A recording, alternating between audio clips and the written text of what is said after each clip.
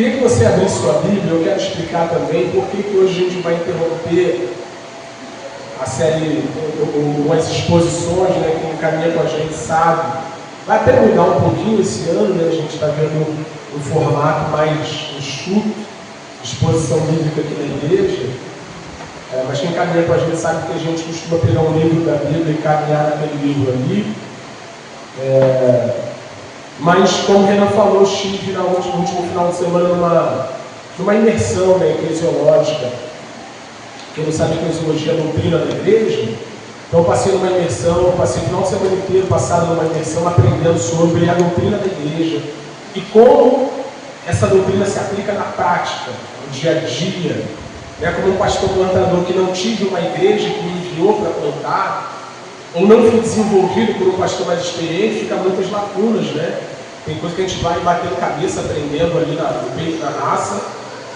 Mas esse tipo de evento é importante por quê? Porque eu posso aprender aquilo que um pastor mais experiente não me ensinou. Você está com homens mais maduros, temos ali 22 pastores do Brasil inteiro, numa igreja muito abençoada ali em São Paulo, em São José dos Campos, mais especificamente a Igreja da Trindade.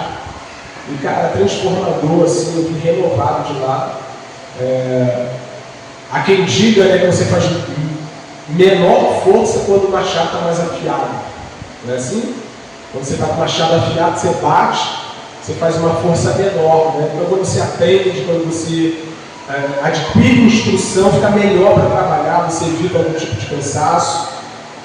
E aí, uma coisa que falaram lá, né, dois conselhos que nós recebemos, que eu guardei, obviamente. O primeiro vocês estão recebendo muitos remédios, né? Vocês estão sendo municiados de remédio, mas vocês têm que chegar na igreja de vocês e ver quais são os principais sintomas.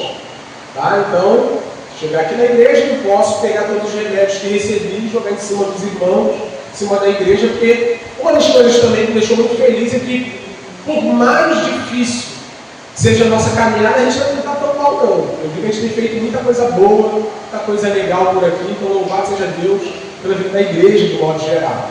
Né? Mas, uma das coisas que eles orientaram é estar com sintomas de cada vez, mais devagar. E outra coisa que eu achei muito engraçado, inclusive, né, é que você não troca os 4 pés de uma cadeira quando tem alguém sentado nela. Né? É mais ou menos também o princípio de trocar a roda do carro com o carro em movimento. Então, como nós somos uma igreja em atividade, não dá para parar tudo para resolver tudo agora. E aí eu fui orando, tenho orado ao Senhor, pedindo ao Senhor estratégias para a gente começar a fazer uma aplicação objetiva e bem intencional aqui de princípios, de ensinamentos, né, de orientações que recebi ali, mas também considerando a realidade da nossa igreja. E para começar esse movimento, eu quero pregar 3 mensagens aqui na igreja, em sequência. Eu falei isso no grupo da igreja.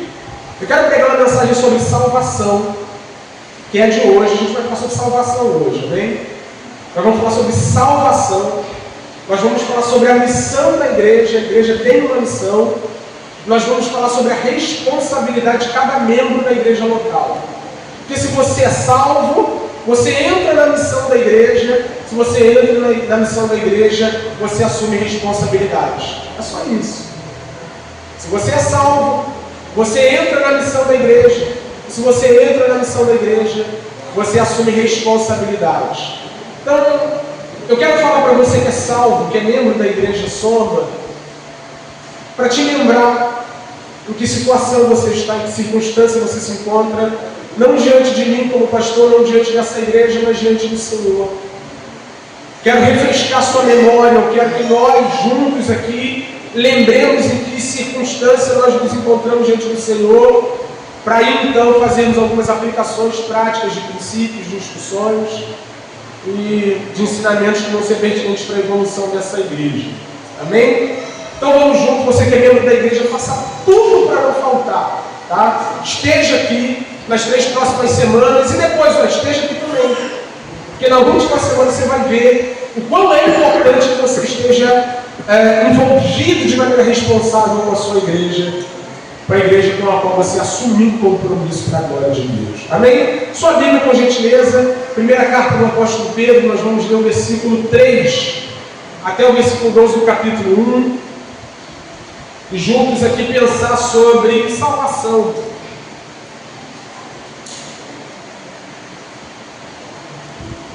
Sobre salvação.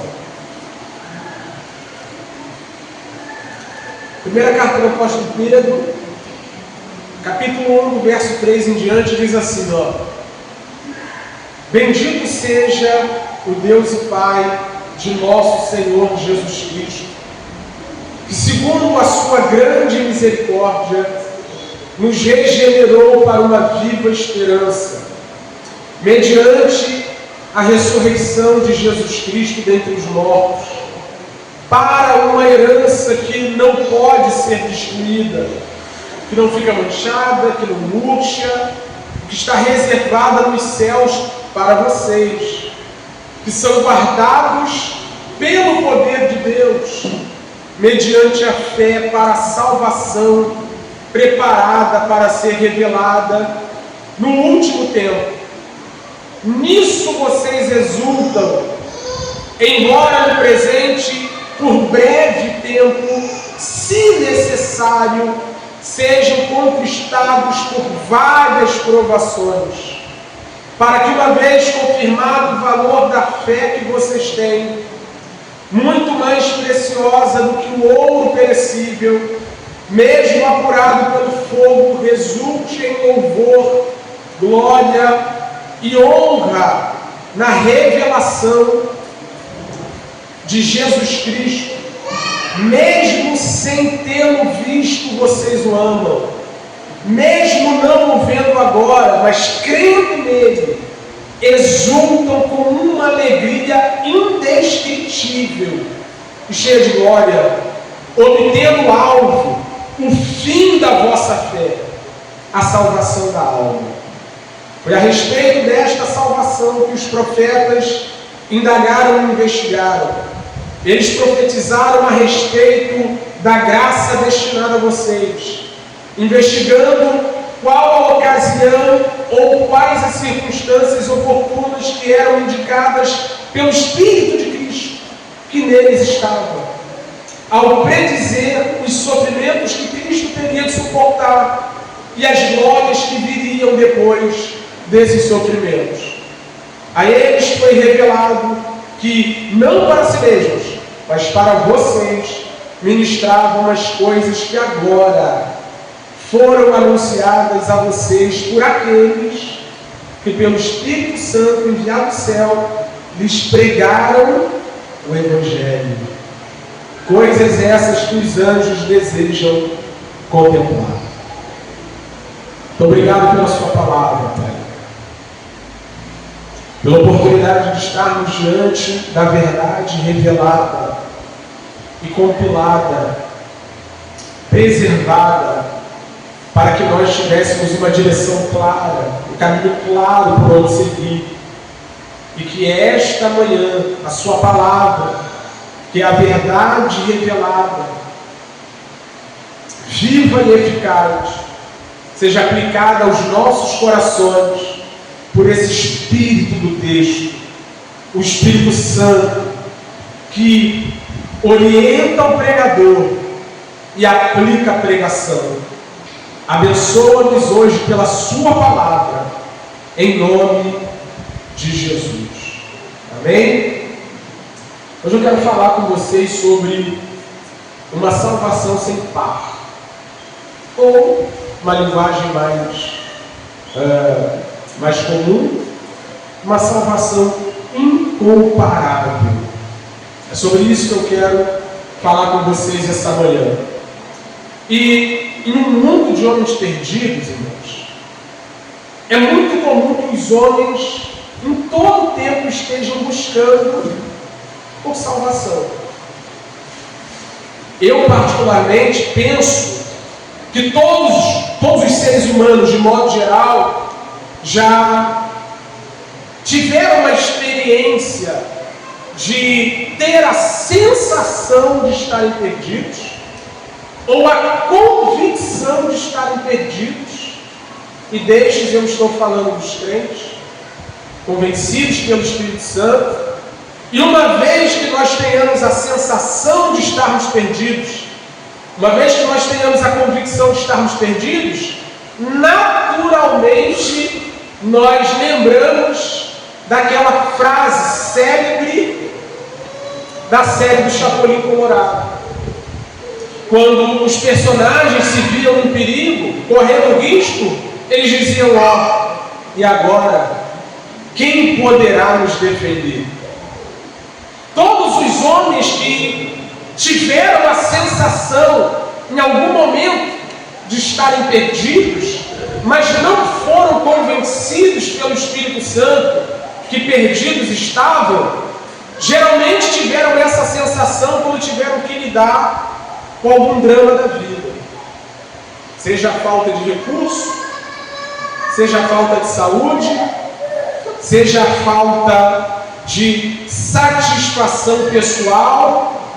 Na verdade, quando nós falamos da experiência genérica, da experiência comum dos homens de terem que lidar com a ideia da perdição, nós falamos sobre aqueles momentos da vida que os homens se encontram em insuficiência. E ao perguntarem para si mesmos onde está a sua salvação, geralmente eles procuram uma salvação que não consegue dar conta da sua perdição. Alguns pensam que a sua salvação está no dinheiro, e eles vão atrás do dinheiro. Alguns pensam que a sua salvação está num relacionamento, e eles se submetem a relacionamentos para dar conta da sua sensação de perdição. Alguns pensam que é a realização pessoal, os bens materiais, um lugar dentro da escala social que vai lhe dar o senso de salvação, contrário ao senso de perdição. Mas já foi provado, não só pela Escritura, não só pela história, que não há absolutamente nada nesta vida que consiga dar conta dessa sensação de perdição que os homens têm nos momentos mais duros da vida. Contudo, quando nós olhamos para a Escritura Sagrada, nós vemos que a Bíblia nos apresenta de maneira muito clara uma salvação incomparável, uma salvação sem par, uma salvação que não tem rivais, uma salvação que dá conta da nossa verdadeira perdição. E é justamente dentro de um contexto difícil, duro, complicado, que o apóstolo Paulo vai escrever sobre essa grande, o apóstolo Pedro, vai escrever sobre essa grande e inigualável salvação. De acordo com a história, com o contexto bíblico, e histórico também, Pedro escreve a sua primeira carta no momento em que a igreja estava passando por grande perseguição. Alguns acreditam que a perseguição exercida pelo imperador Nero, que governou Roma, ou todo o Império Romano, desde o ano 58, no primeiro século, até o ano 68, mais ou menos, ali 67, alguns acreditam que ele já estava perseguindo a igreja de Deus.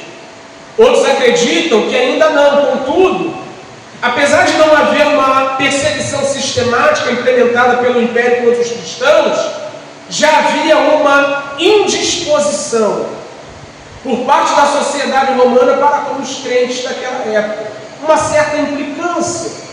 Existia uma hostilidade social contra a igreja de Deus, que fazia com que os cristãos, sobretudo dentro de Roma, e era onde Pedro estava quando escreveu essa carta, vivessem uma vida desagradável dentro daquela sociedade. Então, olhe para mim e me permita me contextualizar. Aonde Pedro está escrevendo o que a gente está lendo aqui?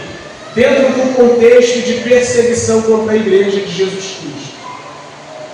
Dentro de um contexto de desconforto. Dentro de um contexto onde a igreja do Senhor Jesus Cristo está tendo que lidar com a hostilidade promovida pela sociedade romana. Já vinha sendo perseguida pelos judeus não conversos, e agora está tendo que lidar com os romanos que não toleram a fé cristã sustentada pela igreja de Deus.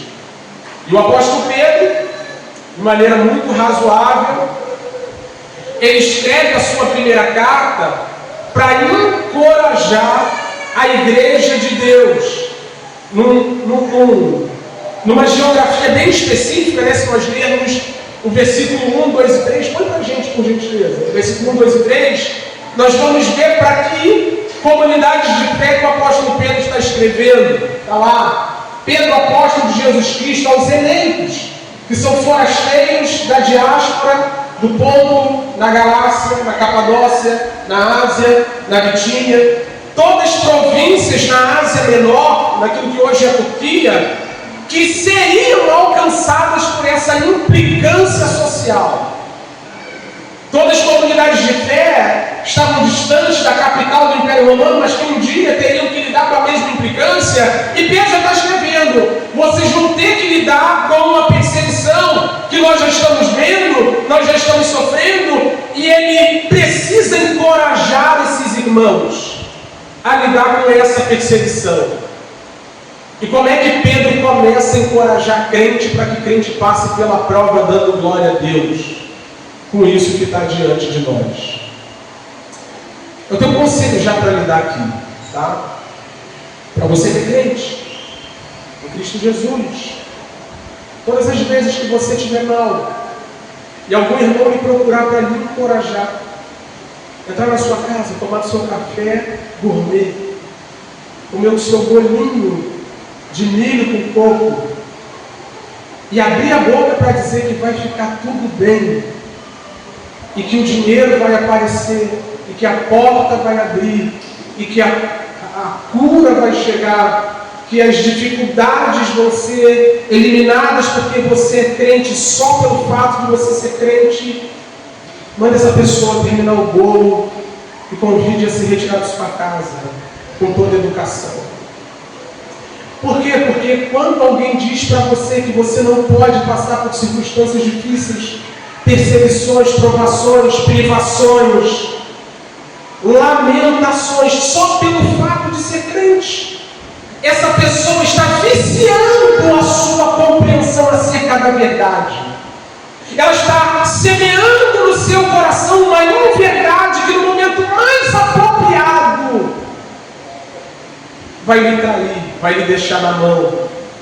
Então vamos aprender hoje com Pedro que a melhor maneira de encorajar um cristão que está passando por momentos difíceis, perseguições, privações, tribulações, é falar a ele sobre a grande e ímpar salvação que nos aguarda, que já nos está garantida por meio de Jesus Cristo nosso Senhor.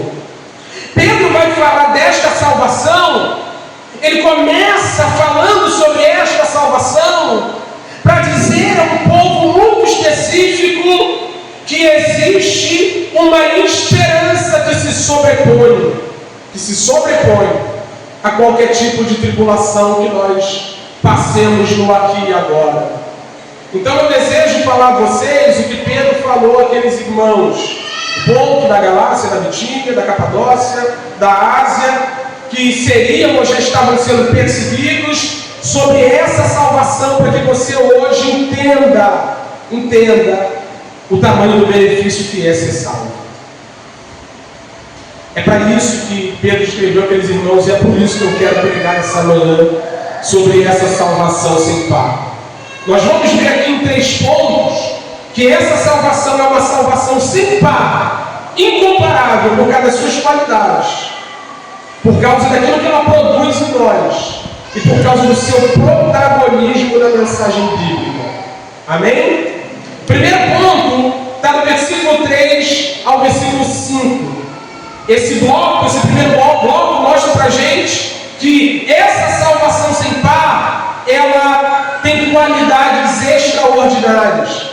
Mas Pedro começa louvando a Deus. Está lá no texto, versículo 3. Bendito seja o Deus e Pai de nosso Senhor Jesus Cristo. E por que ele começa assim? Porque não existe outra reação mais apropriada do que o louvor e a adoração a Deus quando vai se falar de salvação. Ele louva ao Deus e Pai do Senhor Jesus Cristo, porque ele vai falar dessa salvação extraordinária e maravilhosa. Você já percebeu percebeu que nós paramos de louvar a Deus pela salvação?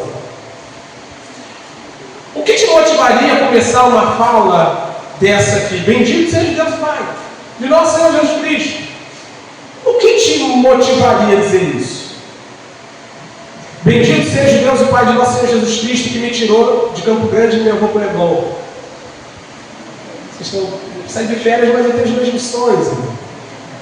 Bendito seja Deus e Pai de nosso Senhor Jesus Cristo, que me tirou do aluguel e me colocou numa casa própria.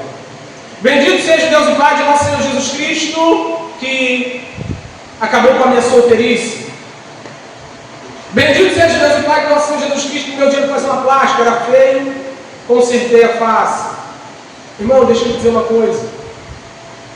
Se nós não estamos louvando e bendizendo ao Deus e Pai de nosso Senhor Jesus Cristo pela salvação, nós não entendemos absolutamente nada. O que tem extraído da igreja de Jesus Cristo? O seu louvor e a sua adoração, o seu cântico, a sua celebração, o seu regozijo. E Pedro começa essa fala sobre a salvação dizendo: bendito seja o Deus e Pai de nosso Senhor Jesus Cristo. E eu quero me encorajar a bendizer esse Deus, porque você é salvo. Ele diz um pouco mais, antes de nós entrarmos nas qualidades dessa salvação, ele diz que segundo a sua grande misericórdia nos regenerou. Então ele nos salva. Nós vamos falar sobre regeneração aqui, mas segundo as suas misericórdias. Essa é a razão de sermos salvos. Não somos salvos porque somos bons, porque temos alguma coisa em nós mesmos que possa agradar ao Senhor. Todas as vezes que alguém olha para mim e fala: Wesley, eu não estou me sentindo muito bem, falhei diante de Deus, eu vou largar a igreja porque eu me sinto aquém, acho que eu não sou tão bom assim, não vou dar pronto para mim. Ele não vem chamar os sãos, ele vem chamar os doentes. Ele não vem chamar os salvos, ele vem chamar os perdidos. Ele não vem chamar os bons, ele vem chamar os maus. E o primeiro passo para nós sermos salvos é reconhecermos que estamos perdidos. Entenda de uma vez por todas: a razão da salvação é a misericórdia, é a graça, é a bondade, é a benevolência, é o amor, é o favor desse Deus que pegou as coisas loucas desse mundo para confundir as coisas boas da cabeça. Pegou as coisas que não são para confundir as que são, pegou os pobres para confundir os ricos, os pequenos para confundir os pobres. Ele gosta de coisa ruim para que a Ele seja dada a glória e somente a Ele. Então a razão de sermos salvos está no texto: segundo a sua grande misericórdia. E ele fala da salvação aqui nesse primeiro momento: nos regenerou. Aleluia. Ele nos regenerou. E o que é nos regenerar? O que ele está querendo dizer com isso? Nada mais, nada menos do que ele nos gerou de novo. Esse texto está dizendo para nós que, segundo as grandes misericórdias de Deus, ele nos fez novas criaturas. Pelo poder do Espírito Santo, o Wesley, que nasceu em pecado e em pecado nasceu de novo da água e do Espírito para a glória e honra do nome daquele que do ímpio faz um salvo para louvor do seu nome. A regeneração dentro daquilo que nós chamamos de ordem da salvação ou ordem salutis é o terceiro momento quando Deus aplica a salvação na vida do homem. Existem algumas etapas ou algumas ações da parte de Deus na vida do homem quando ele decide salvá-lo. A primeira etapa é quando Deus elege aqueles que ele há de salvar. A segunda etapa é que ele chama pela pregação do Evangelho, o homem é chamado com um chamado ineficaz. E a terceira etapa é quando ele regenera o homem. É quando o homem é gerado de novo. É quando o homem é nascido de novo. E aqui separa aqueles que são daqueles que não são.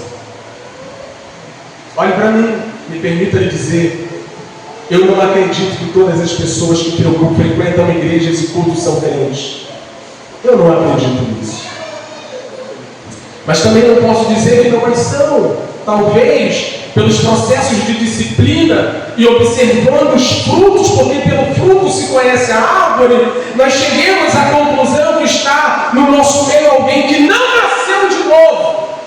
Mas de imediato não posso dizê-lo, por quê? Porque a obra da regeneração ou do novo nascimento não acontece quando eu mudo de roupa, mas acontece quando Deus toca o meu coração.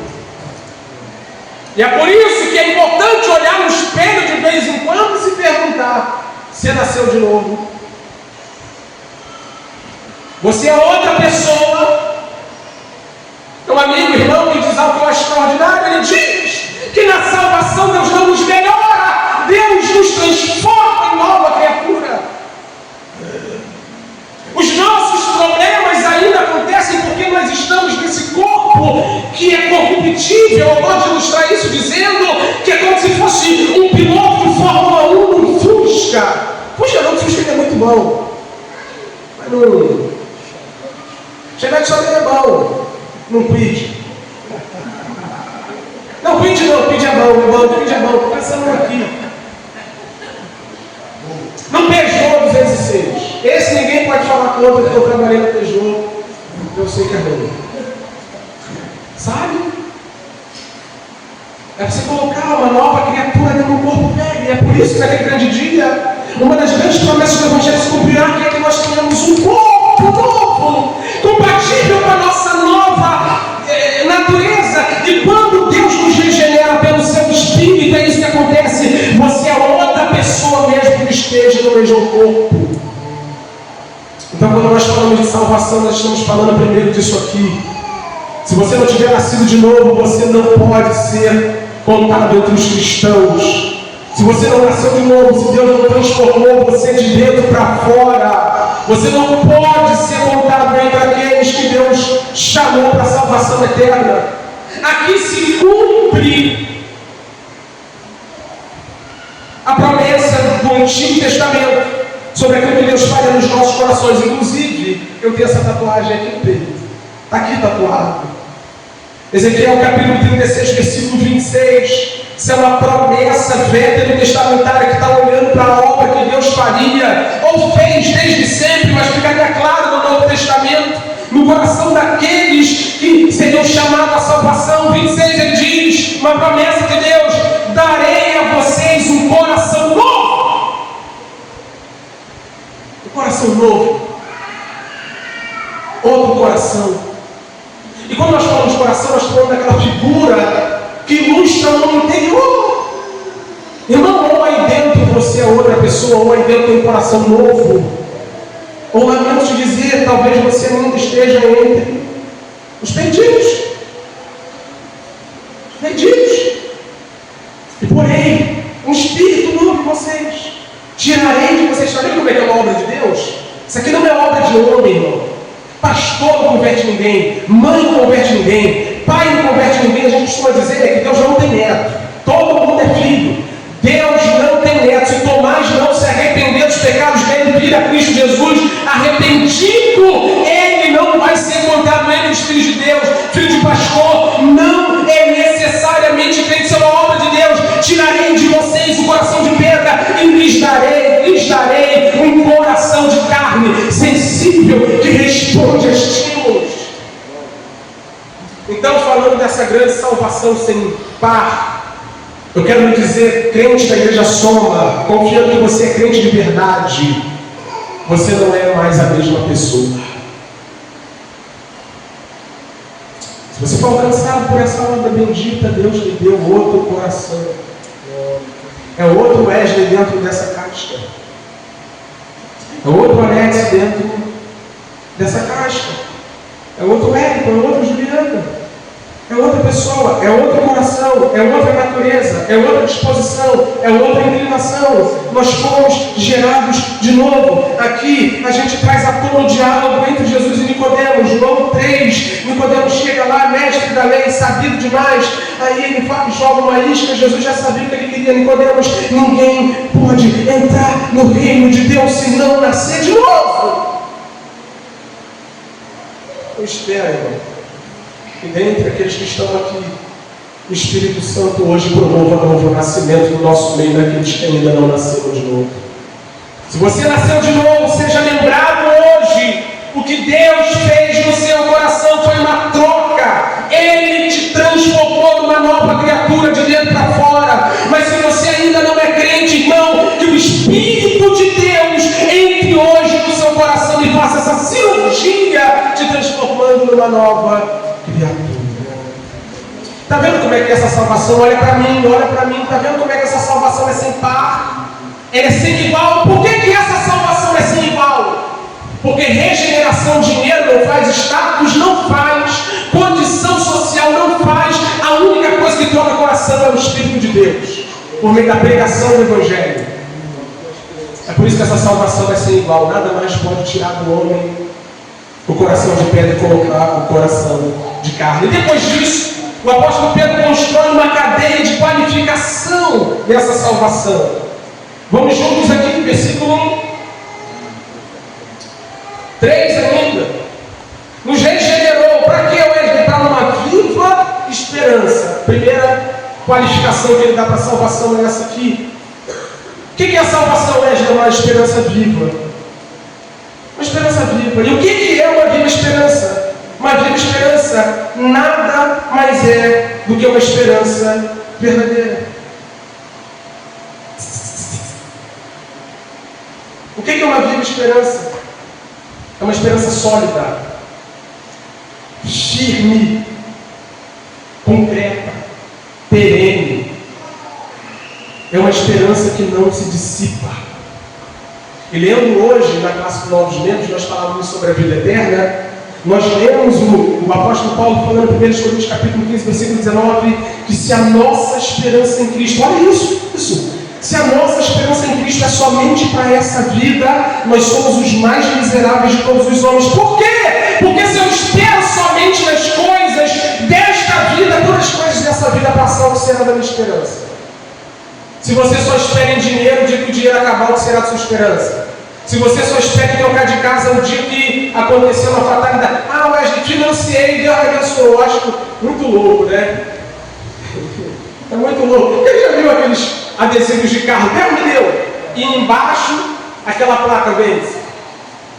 Já viu esse carro por aí? Deus me deu e embaixo ali vendo, ano 90 e pouco. A pergunta fica tanto tempo para vendendo. É porque apesar de Deus dar, irmão, Deus também permite que a inflação, o descontrole econômico do país, os desgovernos que nós afetem as nossas vidas e aquilo que você financiou talvez você não consiga pagar. E aí, ou você vende ou você devolve para a financeira. Ou você devolve para a agência. Comprei um apartamento, Deus abriu. É Deus que faz isso, irmão. É Deus.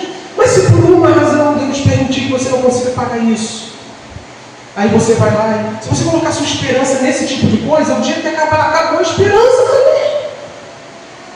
Mas eu quero lhe dizer, irmão, que o texto diz: nós fomos regenerados com uma esperança viva, ou seja, essa esperança não pode de jeito nenhum ser destruída. Você tem uma esperança firme na pessoa bendita de Cristo Jesus e em sua salvação. A salvação é isso. É por isso que quando o mundo estiver desabando ao nosso redor, quando todas as coisas ao nosso redor estiverem ruindo, nós olhamos para o autor e consumador da nossa fé, olhamos para Cristo Jesus, que é uma rocha inabalável. Então se pergunte nessa hora: sua esperança está firmada em quê? Sua esperança está firmada em quem? Está chegando aí, né? O período aí, né? Está lá no 15 de votar, né? Sua esperança está depositada nesses caras? Imagina, confiar nesse povo para a nossa vida melhorar. Confiar nesse povo para redimir as nossas vidas, as nossas misérias, as nossas desgraças. Quando eu olho para a vida deles, irmão,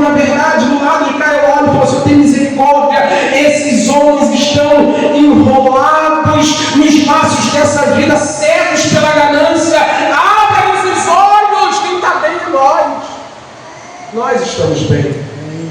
Não porque a gente tem o dinheiro do porcalho, mas porque nós temos o sangue do Cordeiro. Nós temos uma esperança que não se abala.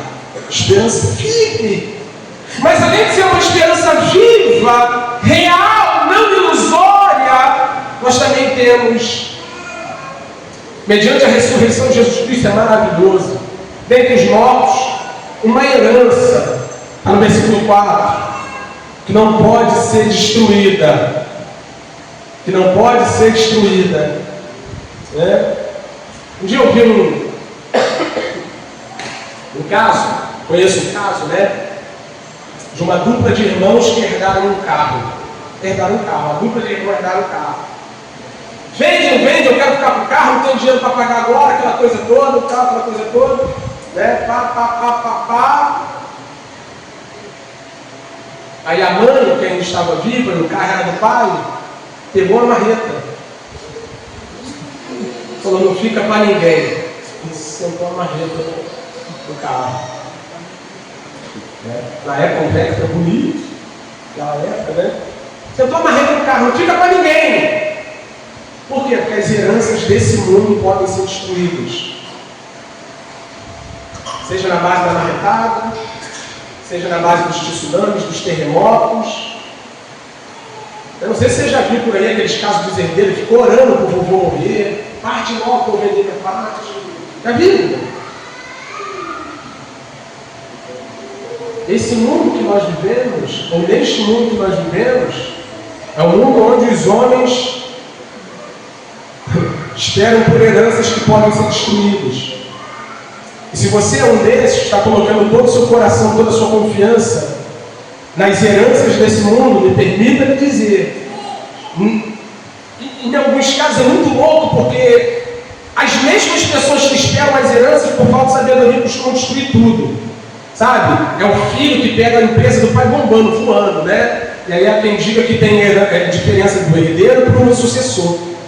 O sucessor pega a empresa que o pai deixou e faz a empresa faturar muito mais, faz a empresa escalar, mas o herdeiro pega tudo, rebenta tudo, quando na verdade vivendo de... Mas a herança da igreja de Jesus Cristo é uma herança que não pode ser destruída. A herança da igreja de Jesus Cristo é uma herança indestrutível, incorruptível. Ninguém pode de jeito nenhum destruir aquilo que está guardado para o povo de Deus. Então por que a gente fica aqui na terra se degladiando, brigando, lutando, quebrando o pau por aquilo que pode ser destruído a qualquer momento por vários fatores e não lembramos disso aqui? O que temos em Cristo Jesus é algo que nada pode destruir. Mas ele continua, essa herança não é só indestrutível, ela também é pura. Ele diz, não fica manchada. Ela é uma herança que não pode ser manchada. Com isso ele está dizendo que é uma herança sem contaminação, uma herança livre de sujeira. Livre de sujeira. Olha aqui. Será que uma herança terrena pode ser maculada, manchada pela sujeira dessa vida? Sim ou não? Sim. Boa parte dos impérios que são construídos nessa vida são construídos de maneira suja, desonesta. Homens que usam de meios ilícitos para construir patrimônio em cima do pobre, do órfão, da viúva, do aposentado do INSS. E quem está por trás deles vai herdar isso. Imagina você, tem um tio envolvido com a república e com os cargos públicos, aí tu fica sabendo que o cara partiu, aí tu fala, pô, tem o direito, aí tu fica sabendo que veio do borcado, tu pega ou não pega? E ó, fiquei sabendo que isso aqui veio do borcado, hein? Tu pega ou não pega? E ó, minha tia deixou um sítio, mas desapossou um monte de pobre aqui, tu pega ou não pega? E meu pai tem um terreno, mas tinha um cara que estava devendo ele foi lá, tomou o terreno do cara, o cara está sem ele nem beira, com o filho pequeno. Pega ou não pega?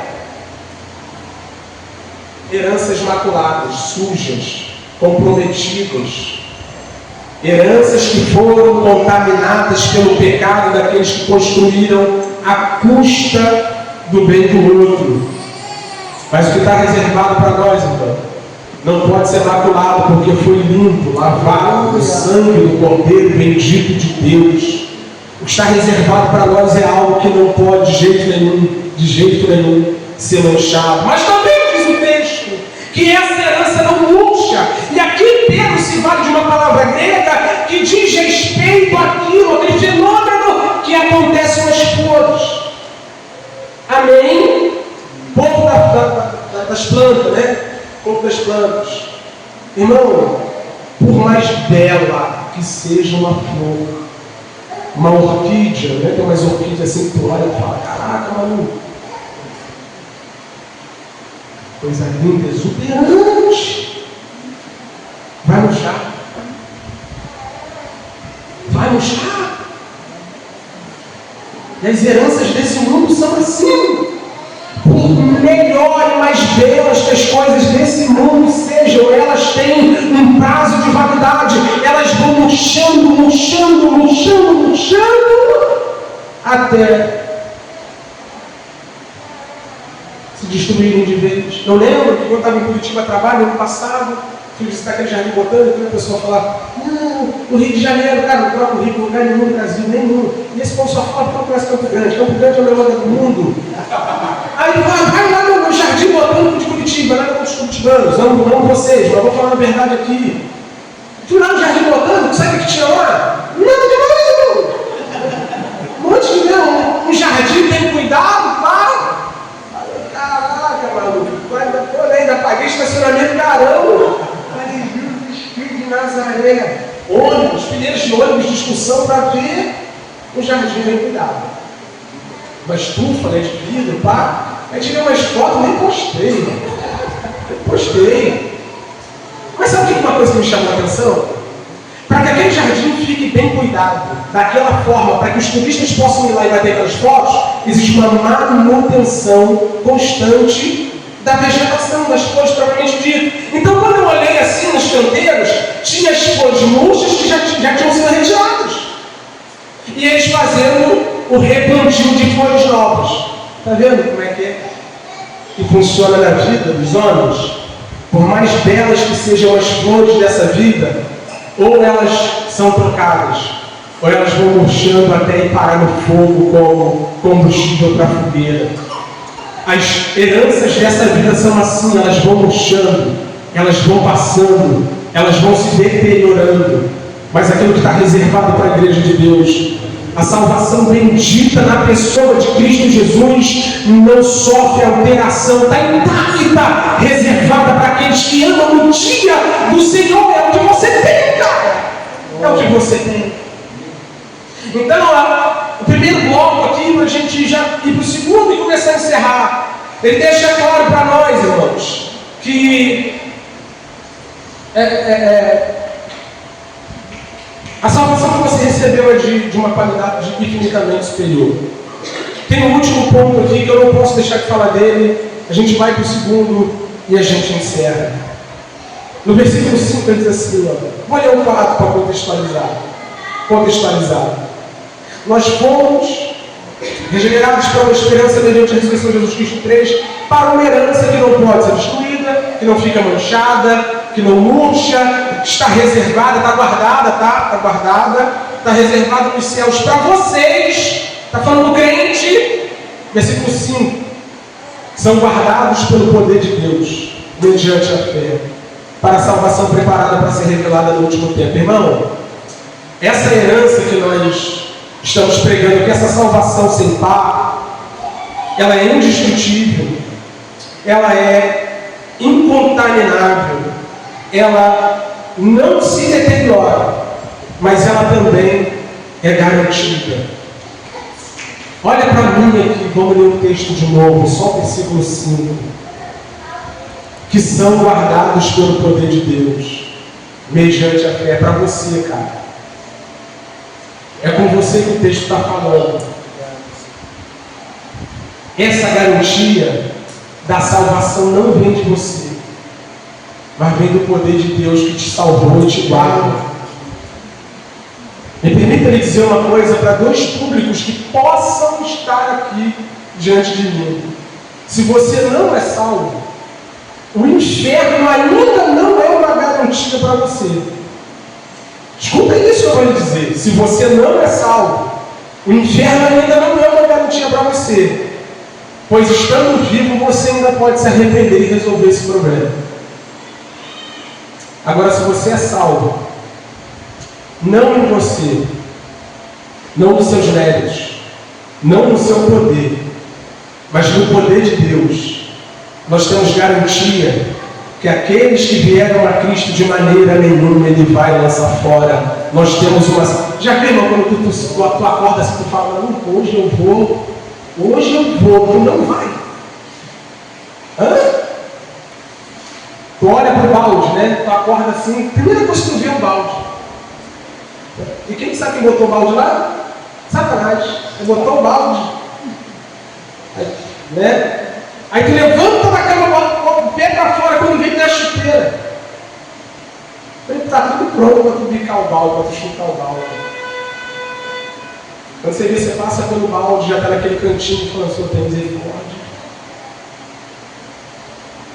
Me ajuda, me ajuda. Sustenta, mas mal você sabe que ter passado direto pelo balde, ter ido aos joelhos, pedir, Senhor, tem misericórdia, é um poder de Deus sustentando a sua vida e não deixando você perecer. Spurgeon disse algo extraordinário sobre isso. Ele disse: se a minha salvação dependesse de mim mesmo, eu a perderia antes de o sol se pôr. Irmão, se a minha salvação dependesse de mim, eu já tinha perdido no outro dia, na verdade antes de virar o dia. Mas louvado seja Deus que a nossa salvação depende dele, somente dele, que nos sustenta pelo seu poder bendito. A ele a glória, é ele que sustenta a sua igreja. É Ele que sustenta a sua igreja, é Ele que sustenta, é Ele que nos sustenta. Essas são as qualidades da nossa salvação: incorruptível, não se destrói, não murcha e é garantida. Ela é garantida. Versículo 6 ao versículo 9, ela também produz algo extraordinário na minha e na sua vida. Ela não é só de uma qualidade incomparável, mas ela também produz em nós algo. O que ela produz? Olha o que ele diz no versículo 6 de cara. Nisso que? Nessa salvação. Nisso que? Nessa herança. Nisso que? Nessa esperança incorruptível, que não murcha, que não falha. Nisso vocês exultam. O que essa salvação produz em nós, irmãos? Eu deveria produzir exultação. Exultação. E sabe o que é exultação? A palavra grega que aparece no texto fala sobre um regozijo extremo. Fala de uma alegria excessiva. E cá entre nós, o que hoje consegue promover numa pessoa uma alegria extrema, excessiva? Estava brincando com os irmãos lá em cima, né? O pagamento, por exemplo. O meu cai no último dia do mês. Aí cai no último dia do mês por rir, dia 30. Chega no dia 2, chora. Hã? Ah, mas você é um mau gestor dos seus recursos? Não, você é Brasil. Já tentou comprar um acém moído? Hã? Não, foi a semana aí comprar, né? Que loucura! Que louco, irmão! Um quilo de acém, 40 e pouco, quase 50, 45. Quanto? Pagou 15. Já pagou 15, né? Caraca, velho. Então assim, não é que eu sou mais gestor dos meus recursos, não, irmão. É isso. Então imagina eu depositar as minhas esperanças para exultar, para me alegrar no meu salário, tá aqui. Né? Ai, quando eu tiver um filho, meu filho vai ser a razão da minha alegria, irmão, tomar, meu Deus do céu. Estou sentindo uma pressão aqui em cima, tenho certeza que tem alguma coisa a ver com o dia de ontem. Aí tu olha assim e fala, tá, cara, eu vou falar mais não, cara. Porque agora é onde Deus é. Irmãos, não tem nada nessa vida que possa promover, ou deva promover no crente exultação. Eu quero te provocar aqui hoje. Tem jeito de você se alegrar extremamente. Nós perdemos a alegria da salvação, irmão. Não há mais regozijo, não há mais sorrisos fáceis quando se fala da cruz de Cristo manchada de sangue, que te livra, me livra, nos livra da condenação do pecado. Nós não exultamos mais, mas isso aqui não é um mandamento de Pedro, é uma constatação. Perceba, não é um imperativo. Ele está dizendo, vocês devem se alegrar na salvação. Ele está dizendo, nisso vocês exultam. Crente tem que andar alegre, irmão. Não porque o pastor é maneiro, não porque a igreja é legal, não por causa de absolutamente nada nessa vida, mas porque ele é salvo em Cristo Jesus para uma herança incorruptível. Duro, todos nós estamos, mas não está ali a razão da nossa exultação. Feios, a maioria de nós somos, mas também não está ali. Moradores de Campo Grande, Bangu, Paciência. Há quem mora de aluguel, há quem ganhe salário mínimo. A questão é você alegre, você exulta, você regozija-se porque é salvo.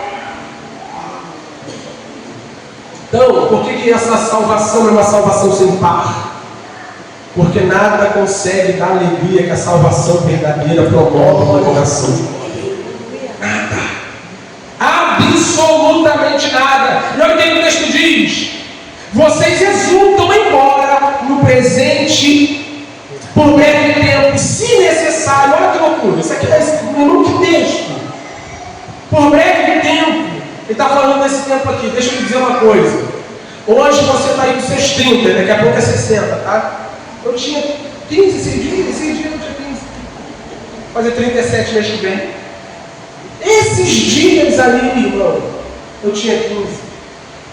Então quando ele fala de breve tempo, ele está falando que a vida passa muito e o sofrimento do crente é só nesse breve tempo. Diga glória a Deus. Alguém disse um dia algo extraordinário. A vida terrena é o único inferno que o crente vai conhecer, mas é o único céu que o ímpio vai conhecer. Isso aqui é que traz dor, sofrimento. Mas um dia nós estaremos num lugar onde Ele enxugará dos nossos olhos todas as lágrimas. Então perceba, breve tempo é a primeira coisa. Segunda coisa, se necessário, nem sempre é necessário. Às vezes não é necessário que você passe por tribulação. Tem muita tribulação que a gente passa por culpa nossa. Nem era para estar passando isso, mas gasta mais do que pode, se envolve com quem não deve, se enrola mais do que deveria. Ai, Deus está me provando. Dá nada. Dá nada. Dá nada. Eu costumo dizer, irmão, que hoje em dia o devorador tem até cor. Qual é a cor do devorador? Roxo. Então não vem, dá cartão para todo mundo. Então, se necessário, nem sempre é necessário passar por provação, mas às vezes é. Às vezes é. E olha o que ele diz. Nisso vocês exultam embora no presente por breve tempo, se necessário, sejam contristados, fala de tristeza, por várias provações, para que uma vez confirmado o valor da fé que vocês têm, muito mais precioso do que o ouro perecível, mesmo apurado pelo fogo, resulte em louvor e glória e honra na revelação de Jesus Cristo. Em outras palavras, ele está dizendo, do mesmo modo que o fogo do Olimpo, ele prova o metal precioso, ele purifica a prata e o ouro, é o fogo da provação que vai tirando a impureza da fé. Em outras palavras, se você quer saber se alguém é um crente de verdade, vê como a provação faz com que ele se comporte. É difícil você servir um Senhor que te dá absolutamente tudo e não te deixa passar por absolutamente nada? Não é difícil servir um Jesus. Quando quiseram fazer de Jesus rei, quiseram quando Jesus multiplicou pão e peixe. Irmão, é difícil você querer um rei sobre a sua vida que te dá comida abundante? Agora, difícil é se submeter ao rei que diz: se alguém quer vir, pode vir. Negue-se a si mesmo, tome sua cruz e siga-me. E nessa vida peregrina, é possível que nós passemos por algumas provações. Mas deixa eu lhe dizer uma coisa, irmão. As provações para o ímpio são destrutivas. Olha para mim, isso é legal. Anota aí. As provações para o ímpio são destrutivas.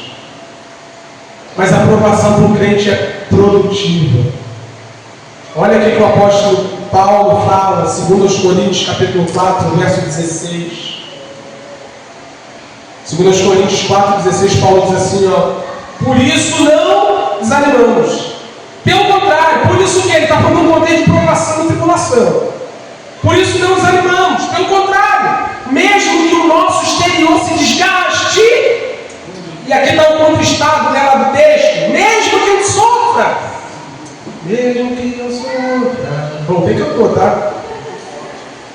O nosso interior se renova dia a dia, olha 17, porque a nossa leve e momentânea, está vendo? Momentânea tribulação, nossa tribulação é leve e momentânea, essa vida vai passar, produz para nós um eterno peso de glória. As provações produzem glória na vida do cristão. Agora o que Tiago diz? Capítulo 1, versículo 2 e 3. Produz para nós um eterno peso de glória. Agora olha Tiago. Versículo 2, ele diz, meus irmãos, tenham por motivo de grande alegria. Isso aqui é loucura, contracultural, contra coach, contra pastor da prosperidade. Tenham por motivo de grande alegria o fato de passarem por várias provações, sabendo que a provação da fé de vocês produz perseverança. Quer aprender a perseverar, vai ser provado. Quer aprender a ficar firme, vai ser provado. Quer aprender a continuar no Senhor, vai ser provado. Versículo 8 ele diz, mesmo sem tê-lo visto, foi de Jesus Cristo, vocês o amam, mesmo não vendo agora, mas crendo sempre pela fé nele. Olha o exultam aí de novo, está vendo? O exultam começa e fecha esse bloco. Por quê? Porque essa salvação ímpar, sem par, ela produz em nós isso aqui. Exultam com uma alegria indescritível. Irmão, por que a alegria da salvação é indescritível? Por que a gente não consegue explicar a alegria da salvação? Porque ela independe de dinheiro. A alegria da salvação independe das circunstâncias, independe das situações que nós vivemos, independe de como nós estamos nos sentindo. Eu estou me sentindo bem. Não é como você está se sentindo que vai determinar se você é alegre por ser salvo ou não. Então, quando nós falamos sobre a alegria da salvação, a gente não consegue explicar, irmão. Ela é indescritível, não conseguimos descrever de maneira objetiva, coerente, clara ou satisfatória o porquê que a gente passa pela prova dando glória a Deus. Isso é coisa de crente salvo, lavado e remido pelo sangue do Cordeiro. Por último, para nós encerrarmos, essa salvação ela é ímpar, ela é sem par, ela é inigualável por causa das qualidades dela, porque ela produz em nós alegria sem igual, indizível, indescritível. Mas ela também tem um protagonismo na mensagem bíblica. Olha para mim, para encerrar, principalmente os membros da igreja, quero que vocês saibam disso aqui.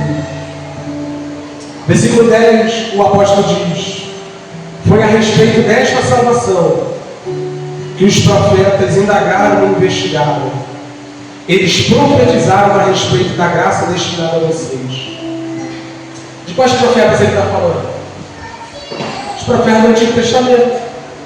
Aí quando você vê alguém pregando sobre Davi e Golias, a pessoa diz assim, do mesmo jeito que Davi derrubou aquele gigante, se prepara que esses boletos vão cair por terra. Não é sobre isso que o Antigo Testamento está falando? Do mesmo jeito que Deus abriu aquele mar vermelho, se prepara, Deus vai abrir um caminho para você. É isso que o Antigo Testamento está falando?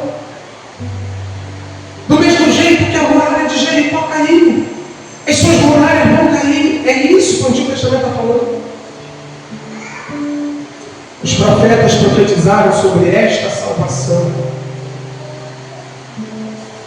Gigante caindo, muralha caindo, mar se abrindo, eram tipos de redenção que apontavam para uma redenção maior. Era a intervenção divina no tempo e no espaço, onde Deus mostrava, eu estou com o meu povo para salvá-lo. Mas o problema do povo não era a escravidão no Egito. O problema do povo é a escravidão do coração. E a maior prova disso é que o povo que saiu do Egito, atravessou o Mar Vermelho, chegou no deserto e morreu por causa da sua rebeldia. Em outras palavras, a Bíblia só tem uma mensagem. Isso não são os profetas não, irmão. Capítulo 3, versículo 15 de Gênesis, já havia uma promessa que saiu da boca do próprio Deus. Deus suscitaria, levantaria da semente da mulher que pisaria a cabeça da serpente. A promessa de Gênesis 3,15 é que Deus levantaria um Salvador, que promoveria uma salvação sem igual. Uma salvação sem igual. A única mensagem da Bíblia, de toda a Bíblia, é que Deus, de maneira benevolente e graciosa, deseja salvar pecadores por meio de Jesus Cristo, nosso Senhor. E me permita lhe dizer, você membro da Igreja Soma, que é crente em Cristo Jesus, se os profetas falaram dessa salvação, se Gênesis 3,15 o próprio Deus falou dessa salvação, se os apóstolos falavam dessa salvação, Jesus, João Batista, arrependei-vos que é chegado ao reino dos céus. Jesus, arrependei-vos que é chegado ao reino dos céus. Os apóstolos, creem que o evangelho sejam salvos. Se os pais da igreja pregaram sobre essa salvação, se os nossos irmãos medievais, os verdadeiros, pregaram sobre essa salvação, se os reformadores pregaram sobre essa salvação, se os homens recentes da história da igreja pregaram sobre essa salvação, vocês querem que eu pregue sobre o quê?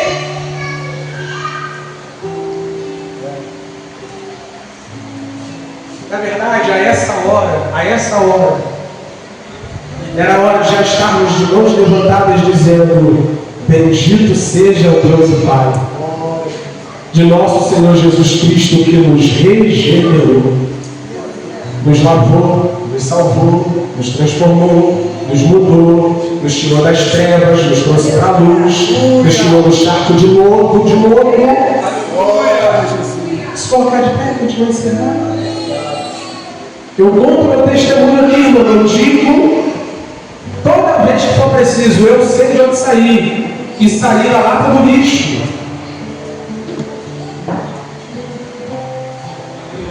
Eu era pobre, diz a canção, e perdido. Sem Deus, sem Jesus. Quando estenderam a sua mão para mim. Irmão, quem é você desde a salvação? Estava onde? Fazendo o quê? Destinado ao quê? Irmão, essa salvação é algo incomparável.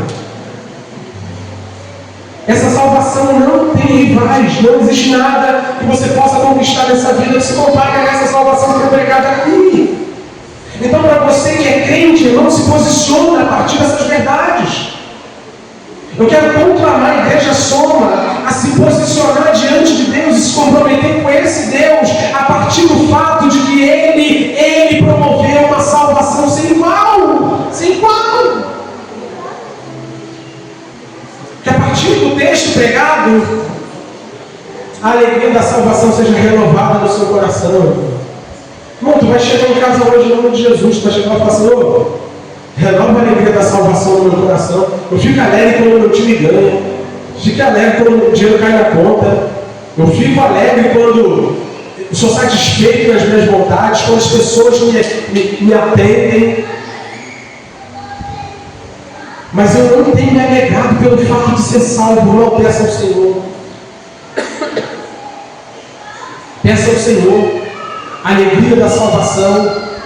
Lembre-se que só tem uma mensagem no texto bíblico: a mensagem de que Deus salva pecadores por meio de Jesus Cristo, nosso Senhor, quando esses creem em sua obra, em sua pessoa.